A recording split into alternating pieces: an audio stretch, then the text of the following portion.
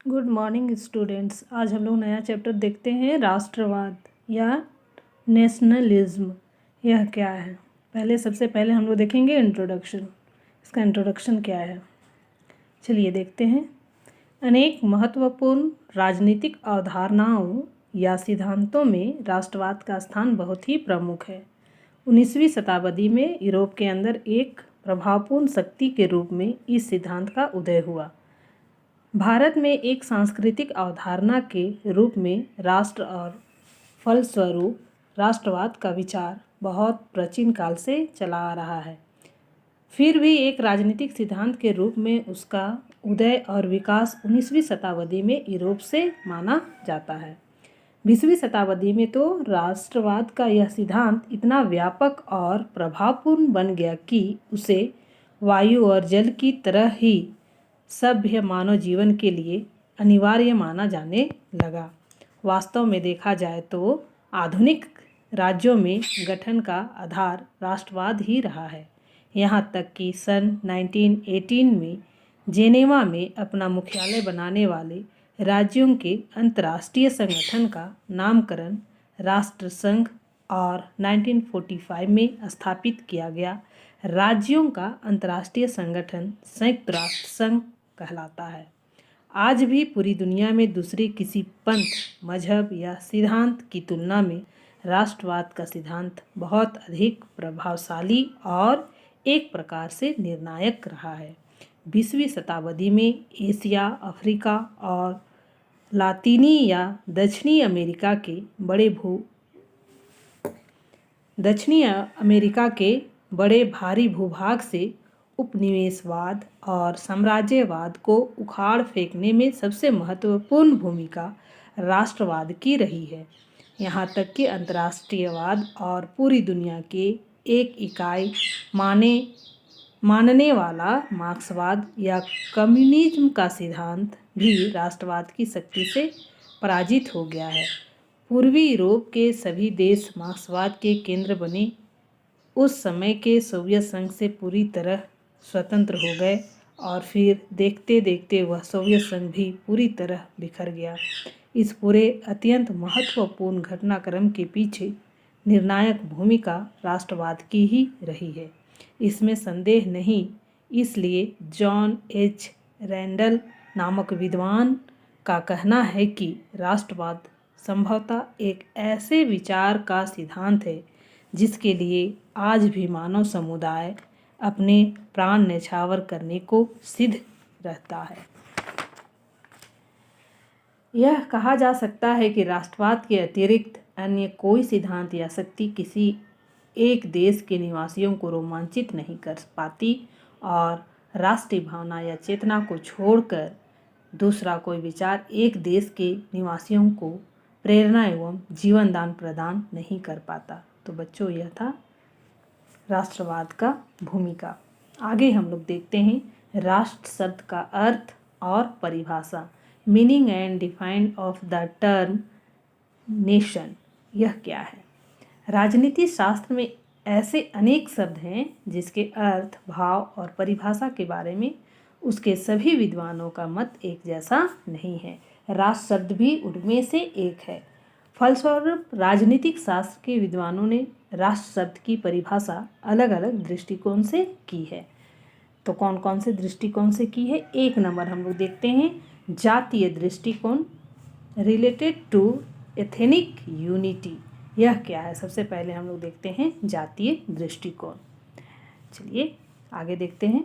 राष्ट्र का अंग्रेजी भाषा का नेशन शब्द लैटिन भाषा के नेट्स शब्द से बना है। इसका अर्थ जन्म या नस्ल अथवा जाति से होता है। इस आधार पर एक ही जाति, वंश या नस्ल से जातिगत एकता में जुड़े हुए संगठित जन समूह को एक राष्ट्र कहा जाता है। बर्गेस, प्रेडियर, फोडेरर और लीलॉक आदि विद्वानों ने इसी आधार पर राष्ट्र शब्द की परिभाषा की है। तो सबसे पहले हम लोग देखते हैं बर्गेस के शब्दों में इन्होंने क्या कहा है। वह जन समूह जिनमें जातीय एकता हो और जो भौगोलिक एकता वाले प्रदेश में बसा हुआ हो।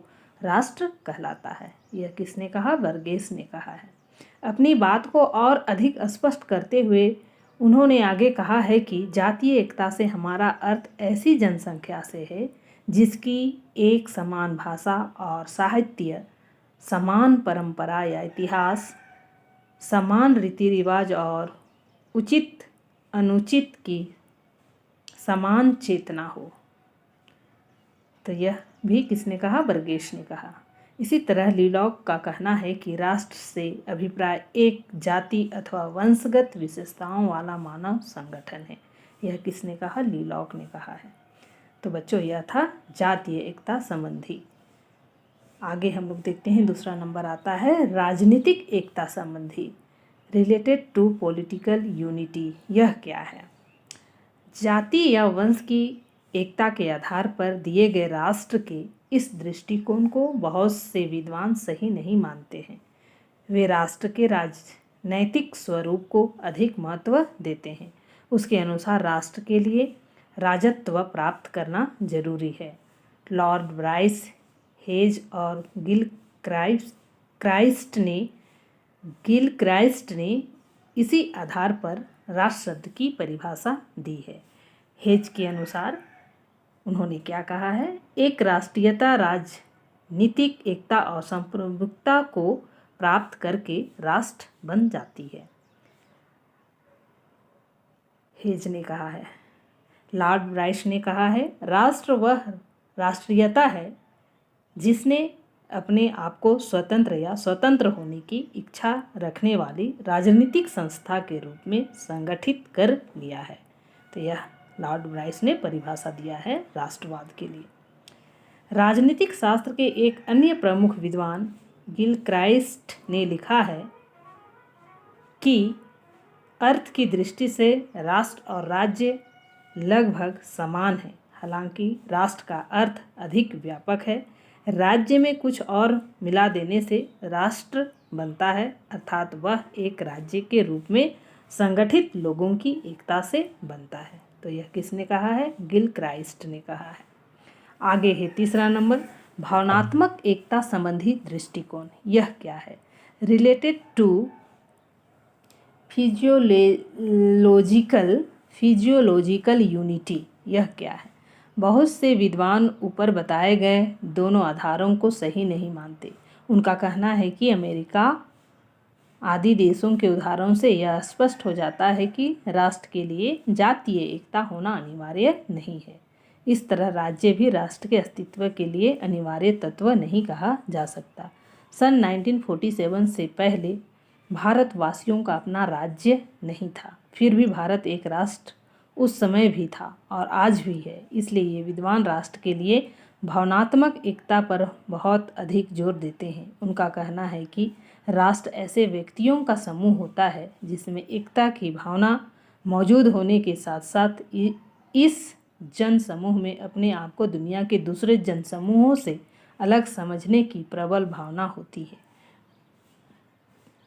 यह भी मानते हैं कि इस तरह की एकता की भावना समान जाति, भाषा, धर्म, रीति रिवाज, साहित्य, सांस्कृतिक इतिहास आदि से आसानी के साथ उत्पन्न हो जाती है, लेकिन इन सभी तत्वों की अनिवार्यता की बात को वे मंजूर नहीं करते। इस दृष्टिकोण के समर्थक विद्वानों में Burnsley, Garner, Barker, Hauser, Stalin, Novikov आदि हैं। बर्नसली के शब्दों में इन्होंने क्या कहा है? राष्ट्र ऐसे मनुष्यों के समूह को कहते हैं जो विशेषतया भाषा और रीति रिवाजों के द्वारा एक समान सभ्यता से बंधे हुए हों, जिससे उनमें अन्य सभी विदेशियों से अलग एकता की सुदृढ़ भावना पैदा होती है। तो यह किसने कहा है? बर्नसली ने कहा है। गार्नर ने क्या कहा है? राष्ट्रवाद के लिए क्या परिभाषा दिए हैं? राष्ट्र सांस्कृतिक दृष्टि से समान व्यक्तियों का ऐसा सामाजिक समुदाय है जो जीवन की भावनात्मक और वैज्ञानिक एकता एवं अभिव्यक्ति की ओर सचेत और सुदृढ़ होता है। तो यह गार्नर ने कहा है। और आगे है हाउसर ने क्या कहा है। राष्ट्र एक भाषा या जाति से ना बनकर लोगों के एकजुटता होकर रहने की भावना से बनता है। यह हाउसर ने कहा है। तो बच्चों, यह था आपका राष्ट्र शब्द का अर्थ और परिभाषा। आज मैं आप लोगों को इतना ही बतला करके क्लास समाप्त करती हूँ। Thank you.